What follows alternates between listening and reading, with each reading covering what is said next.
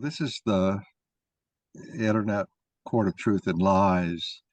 What it's good for is if you've got something that you believe is true and you'd like to know whether other people believe it's true, or you've got something that you believe is a lie and you want to find out whether other people agree with you that it's a lie. It gives people an opportunity to dissect supposed truths or supposed lies.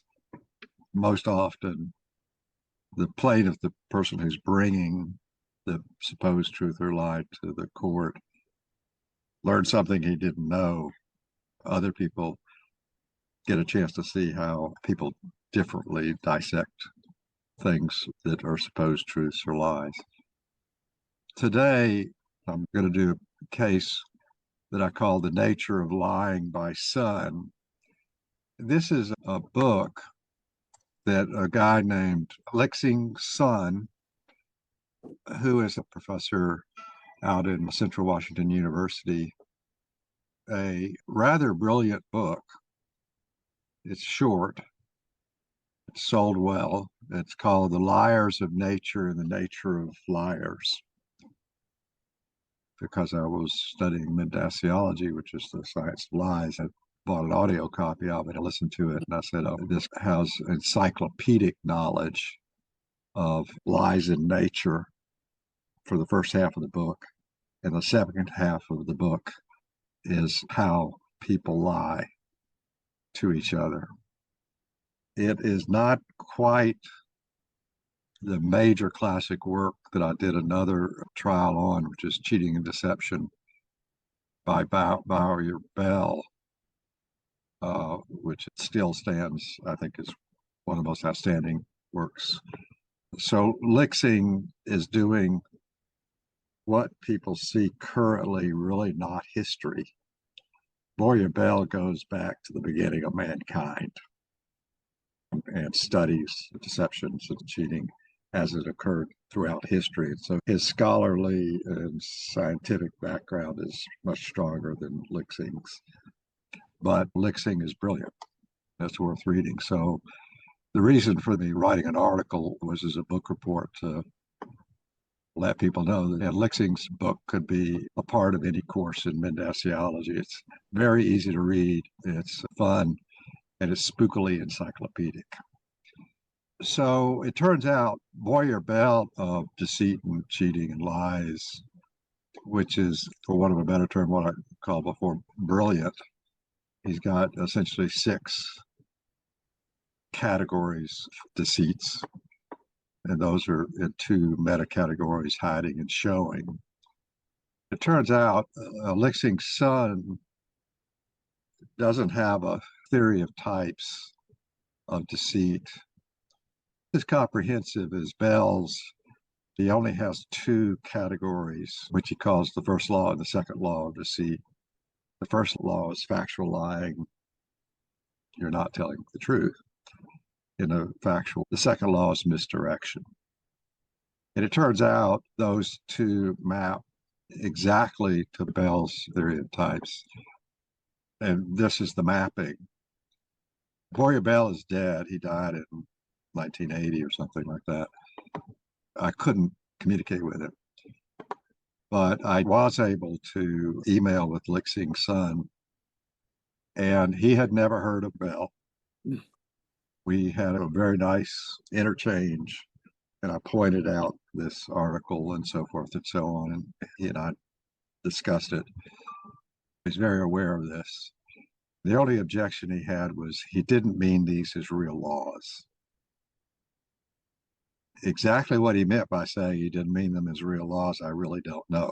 He has some idea about what a law is in science or scholarship, but he uses the words, and I thought that the word first law and second law was fine. I didn't have a problem with it, and so I kept it, but I promised him I would tell everybody that he didn't think these were laws. Other than that, he was happy.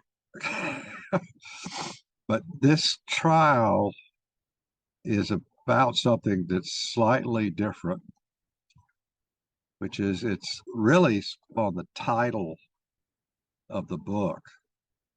And it's a weird thing. Well, what I want to do is make essentially two claims.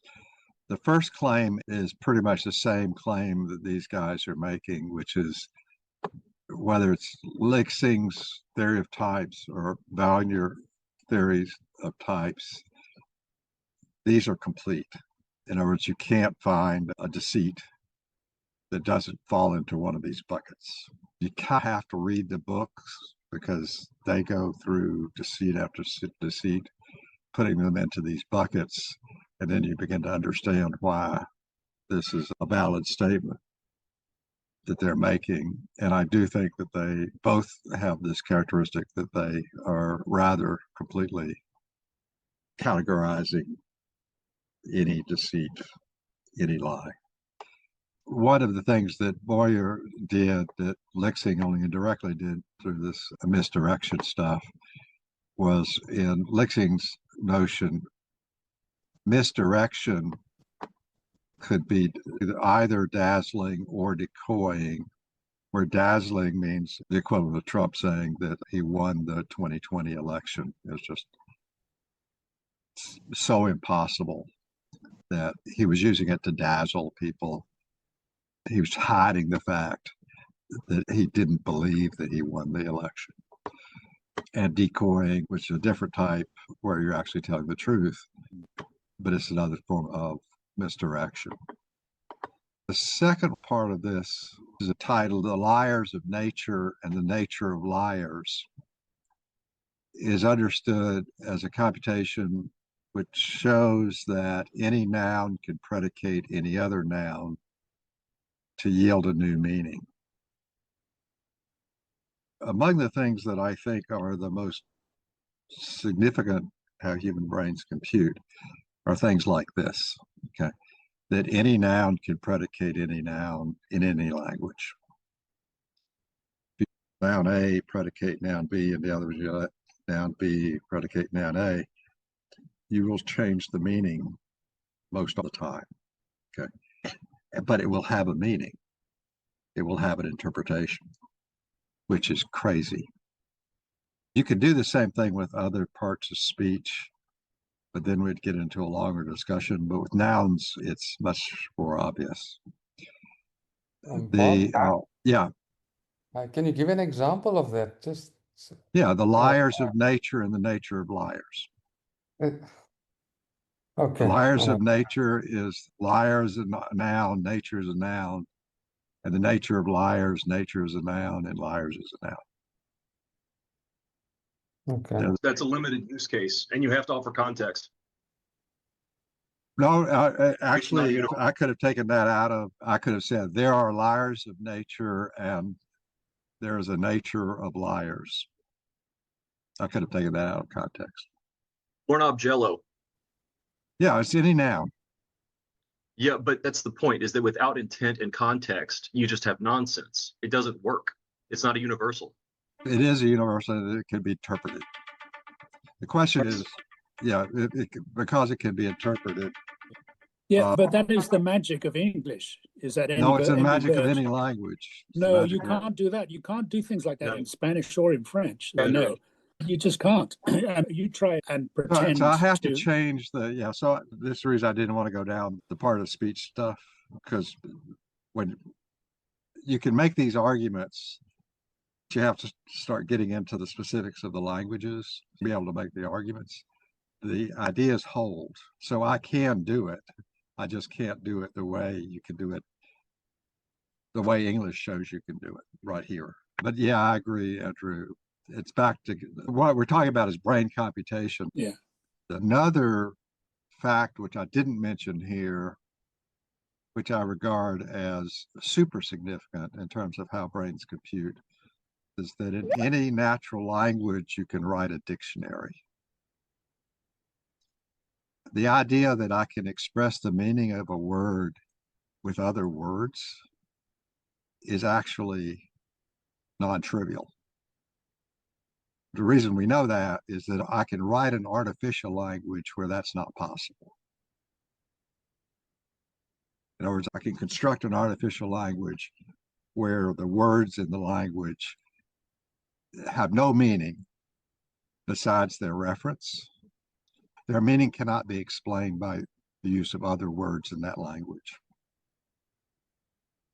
And I can write a complete language that way. And so it's very possible to have that same thing. But with the human brain, apparently, the way our brains compute is I can take any word that's a natural word in the language and express the meaning of the word as essentially a dictionary entry. I could actually give you a dictionary entry and you'll say, yeah, that's what it means. Okay. Which is crazy. But where I'm headed with this is I believe this is the hint we have that basically says that deceit or lying has the same scope in terms of the number of possible ways to express deceits or lying as truths. In other words, if you take a collection of everything that's true and everything that's a deceit, they'll both be found uncountably infinite. We can't count them. The argument is that that lies are not some little group of sentences that can be said out of your language. They are as large as the number of truths that can be said in your language. It's understanding how people could deceive other people with lies, like understanding how people can tell the truth to other people and be telling the truth. It's basically, it's as large of a problem simply because the brain doesn't work as a logic engine. It doesn't work in such a way that the only thing that can be communicated are truths. It operates as this intuition engine that nobody really logically knows the truth very well. It always is done with great difficulty. That our natural computation in our brains is not as truth computation engines, but as intuition. But it's intuition about truth, or it's intuition about lies, but it's intuition, not logic based on the way science done, on empirical observations and direct deductions off of empirical observations. Our brains just don't work that way. We've known easily since the end of the 1980s that we can take these intuition engines and we can use them to compute logic. So we can use them to reason in the way that computers reason, the way that pure logic engines reason. These same intuition engines can do that, as well as just intuit things, which the logic engines can't do for lack of known knowledge about whether a premise, for example, is true or not, and no ability to determine whether the premise is true, in which case the conclusion has no truth value. It can't be known as truth or true or false. So one of the things that's really important here is we're getting at something that is extremely significant that I believe gets ignored by most people because you're living the language and you really don't realize just how powerful the brain is in finding relationships between things that can be understood by another person. Now, it doesn't mean that you think of everything all the time. It takes time for these relationships to evolve, come up in your brain. And you don't necessarily immediately see the relationship. But if you let it sit a little while, often you'll see the relationship that you didn't see before. That's really in the nature of how brains compute. So that's the argument I'm making. My argument is that his title alone is was beautifully selected when he called The Liars of Nature and the Nature of Lies, showing that you could make one the predicate, the other the subject, and flip them, and you get two different meanings. In this particular case, you get two radically different meanings. So that's my argument. I'll go through my verdicts. Let's see. Okay. So on the is it the truth, I said yes. I argue that this is the basis for the fundamental unit of brain computation to predication, where a predicate contextualizes a subject hierarchically. Is it the whole truth? There's more that can be said by way of proof of the statement. In fact, it's universally true for all healthy human brains. We actually do have some examples of types of language deficits that have been found in people where these mechanisms are not working right. They're very rare. And of course, the person is basically not able to make it in society. But the truth, I said, yes, I absolutely believe this. What is the deceit? I said, no deceit. Is the deceit or truth intended? I said the truth is absolutely intended. It took me a long time. Originally, I was surprised that dictionaries could be written. That was probably 30 years ago, because it was so obvious that was not necessary for people to communicate. It was not essential that be a property of natural language. I've gone through thousands and thousands of pairs of nouns, for example, in English, to see if I could predicate one with the other over the years, and I've never found an exception. It doesn't mean that it's absolutely true, but as far as I can tell, it's true. So what's the motivation? The motivation is to be informative. This is, I think, my argument is the fundamental conclusion of Mendacity is that it has the same scope in terms of the number of sentences that can be generated as the number of sentences that can be generated that are stating truths. You can generate the same number of sentences where the number is essentially uncountably infinite, in the sense that I can't necessarily enumerate them all, but I can tell you that the list will go on and on. You can always take any sentence that's a truth and you can turn it into a lie, or you can take any sentence that's a lie and turn it into a truth by predicating it in another context. So this is critical to understand in terms of how brains compute. What's the motivation? I said it's to be informative. What's the social acceptability? I think that this is highly acceptable. It's going to take some time for the various disciplines who've been not talking to each other in philosophy, logic, with psychology, neuroscience, the various pieces, and law. For example, law is beautiful, but is designed to assign a specific meaning to certain terms because that's how the law is written. But those terms, out of the context of the law, have a meaning that's and how people use the terms. What's the social acceptability? I said it's acceptable. What label? And I think I said no label needed. So that's the argument. Juror one. That's me, Bob. Right. Yeah, when I read the article, I was a bit confused, to be honest. I thought, no, it's like way over my head. Now that you've explained it, I wanted to dig this with you at some point, but when you mentioned that you've studied this over many years and you've tried different nouns, and I'm struggling to find a second one or a third one, but yeah. But what bugs me and where there's ambiguity that comes in to a meaning, surely that, I'm sure you've tested this, and yeah, I just wanted to get your thoughts, especially when there's ambiguity involved. Yeah. So I'll just take two examples. I just picked them up off my desk. That's a piece of paper. Yeah. That's a pen. Yeah.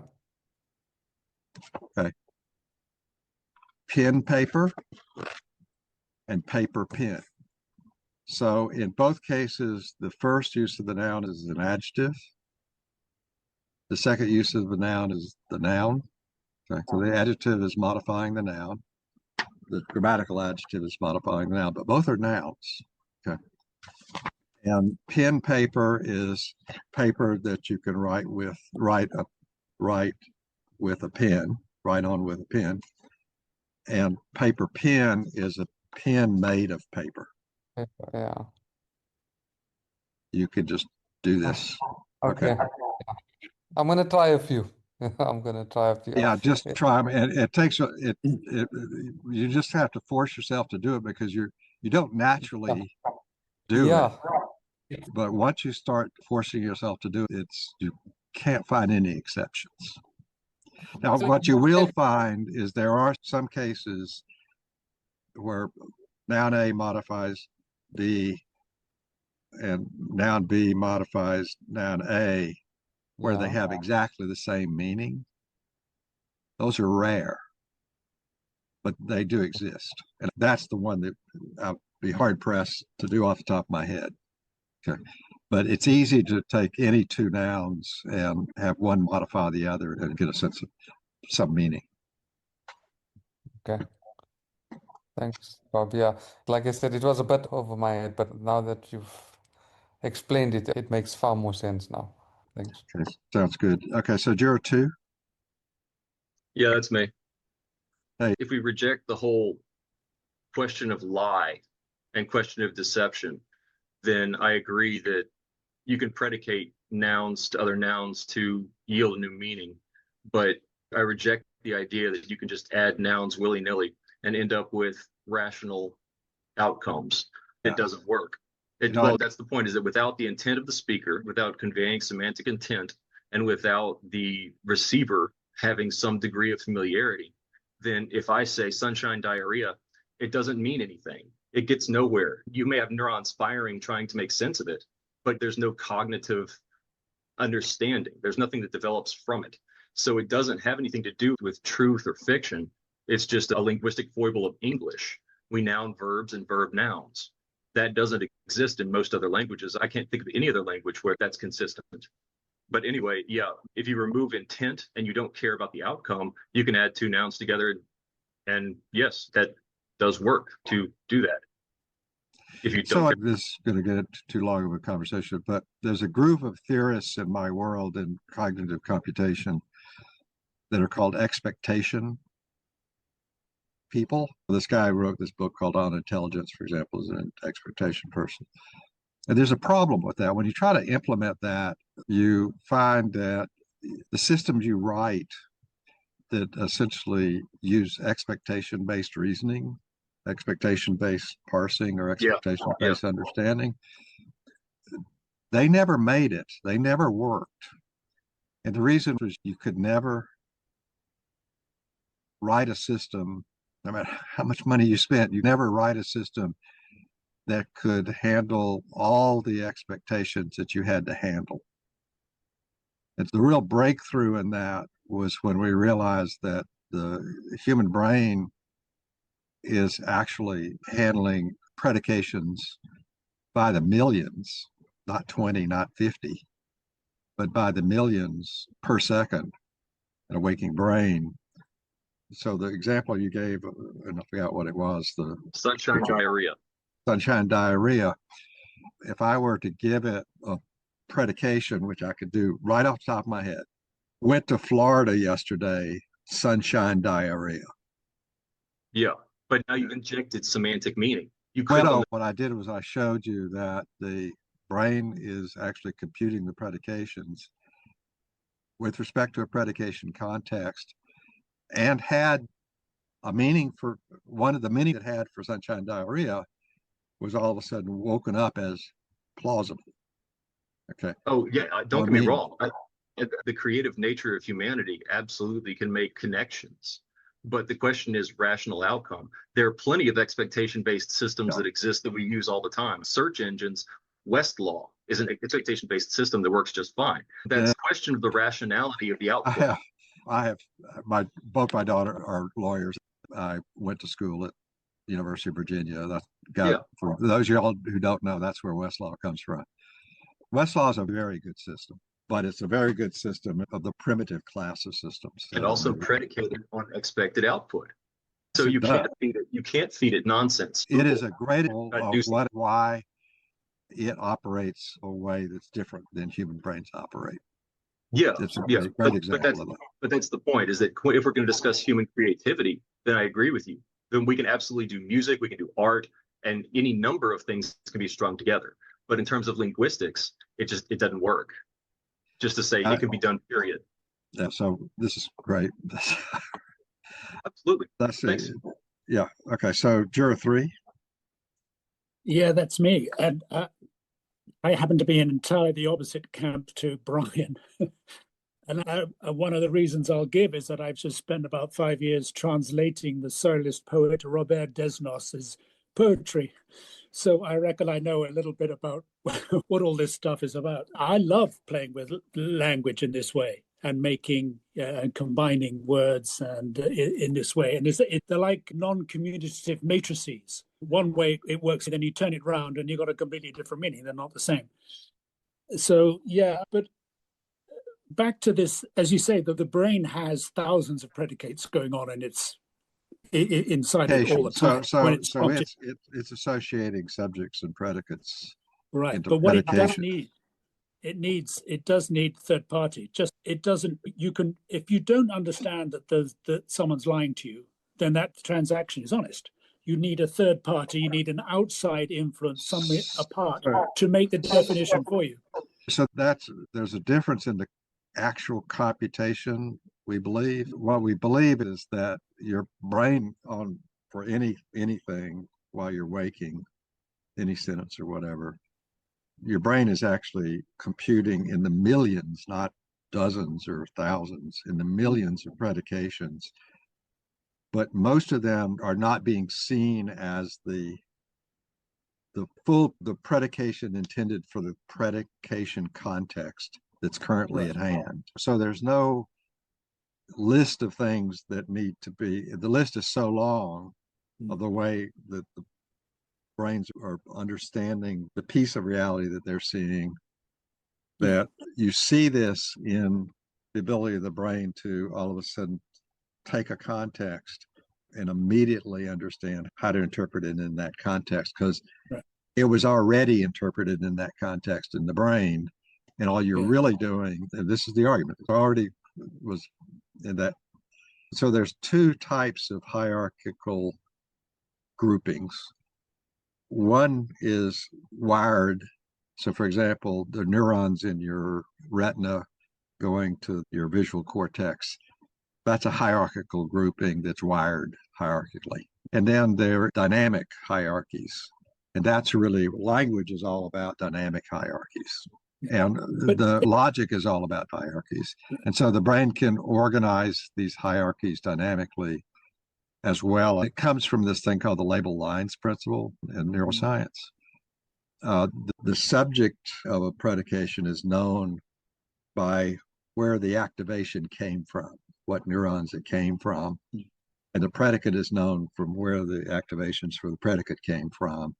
And then the neuron is actually forming the predication itself and saying, I have a case of this subject and this predicate, and I am representing the meaning of that. And I can now feed that out to some other hierarchy, and in fact, a million other ones very rapidly. And it's in that we'll extract this sort of the single hierarchy of the moment. Yeah. Okay. But it is not like a computer that's searching or anything. It's doing a broadband recognition. But it's the same thing about a message cannot be understood unless prior to the message, you've received all the symbols and statistics and everything you need to translate the message. In other words, brains, we have to know in advance what you're going to be told in order to understand it. We already know what the language is, what all the messages are going to be. And the brain runs through all these possible computations all the time in order to confirm, let's say, its prior knowledge of what it's going to hear. Yeah, and my argument is, generally speaking, order does mean something, but the brain is not enumerating anything. It's not making lists. It's not making lists. It's a massively parallel computation. That's right. And it's an activation computation. And we see that the way in which it organizes these computations is by hierarchies, that we can show predication hierarchies that demonstrate these are predications and that these are what the brain is actually organizing. And we can show you that even in primitive animals that have very little brain, the neurons are still organizing things hierarchically. Okay, they're just doing it in a fixed way. Out of that, you get this business of once the senses and the motor actions are not the only thing, but it has to use a broader understanding of reality. Then you get this dynamic hierarchy. But that's what's so good about lies, is that they're superpositions of hierarchies. Absolutely, that's a great point. Yeah. So this sounds good. So juror 4. Okay. I don't want to follow all of that, but if you might get a chance to look at the chat, there's some interesting discussions going on there. And that's a lot of times I'll write little things down in there during your discussions so that I can think about them and go along. I took a whole bunch of notes. Everybody pretty much asked all the questions that I wanted to ask. And it felt like brain salad or word salad when I first came into this. But now I have a lot of interesting notes, such as sunshine diarrhea, first law, the fact and lying, second law, misdirection, and decoying. But I totally believe your accusation is true. I agree with that. I want to get back to the basics there, and I've learned a lot today. Thank you. Okay. Yes. The juror 5. Hi there. I'm gonna be honest, this case did go a bit over my head because, yeah, maybe I'm just a bit stupid in understanding this, and this is actually something that's easy to understand, or it's genuinely like a confusing topic, but it went over my head if I'm being honest. But as we went through the case, I did tend to side a bit with Brian on this because I think he said something about pen, pineapple, apple pen, and that's actually something that doesn't make sense. Like, you can't just put things together and make it make sense. There was something also about a Jeep, if I'm not mistaken. So I see what you're saying, but strongly inflected language. Yeah. So when we go from one language to another, some of these ways of putting words together don't work as well because of the nature of the grammatical nature of the language and how words are inflected. So it's, for example, it's harder to, I'll give you an example that's parallel to what you're talking about, which is if you take something that is an adjective and not a noun, and you pair it with a noun. So I'll say honest policeman, and I'll say policeman honest. Policeman honest means nothing, really, but honest policeman does. That's the case, very common in other languages. Most words are grammatical. It's a long story.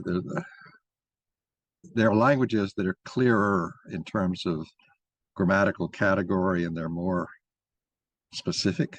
You can't just put words together in those languages without creating problems like the one I just created with a clear adjective in English with a clear noun in English, and it has one order where it can really be interpreted.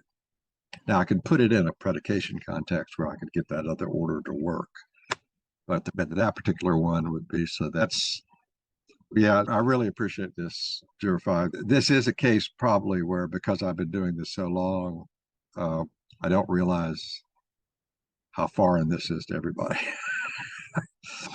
So Juror 6. Juror 6 here. So Juror 7. Okay, based on how I understood it, I was going based off the title that you said that you can put them together and predicate a different meaning and whatnot, like the lies of nature and the nature of lies. I agreed with that, where you can do it. Like, for instance, I was making up examples like Tears of the Kingdom and Kingdom of Tears, things like that. Like, you can definitely do it. And even now, when you said honest policeman and policeman honest, if inflection is added with the intent, then definitely, then it could be phrased as a question, no? Where it's so I can give you the context. Honest is a man's name. I know policeman honest. Then that works. Yeah. So I can give you a context where you can get, but it'll still sound strange because it's wrong. but you'll say, okay, you're just talking I about think there was placing a odds. James Brooke who was a cop as well. Yeah, so language is fun. By the way, the literature in this area, if you go back and you read the logic literature and linguistic literature going back 1,000 years, this is some of the best scholarship man has ever done. Jure, Hi there, Bob. Hi, everyone. Understanding on how I interpreted the case, especially the title. I would say that this title shows how words can be used in many ways to make new meaning. It also shows that what we say can be true or false depending on the context behind it. Thank you. Yeah, thank you. The other thing I wanted to show everybody just for a second is, I believe this is it. This is a prototype of what we call the sponsor page. And so you'll be able to see a sponsor logo, their name, and then all the cases that they sponsored. And this code is almost finished. In fact, I thought I was going to have it for today to show you all the cases that I sponsored from my articles, and then all the other cases which were sponsored by Right Plaza. The way it's going to work is if you go specifically to a sponsor and look at all of his cases, not only the cases you participated in, but you see all the cases that the sponsor allowed us to make public. You'll see cases that you did not participate in, but a specific sponsor wanted to make them public. And it'll be off of a sponsor page. The way you'll see, let's see if I can bring this up, is when you go to your dashboard and it says show all, it'll say case status roles, and then below roles, it'll say sponsors. And sponsors that are willing to be known can be listed there, and then you can see for each sponsor all of the sponsors' cases and search over them. And if there were Zoom videos, you can see the Zoom videos on the cases and so forth and so on. So we'll have that available for sponsors. Next week is going to be a case on an article I wrote that says it's okay to lie.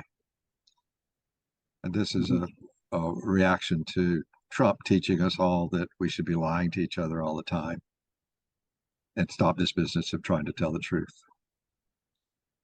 Yes, it's a satire. Bye, all. Okay, bye everyone. Bye.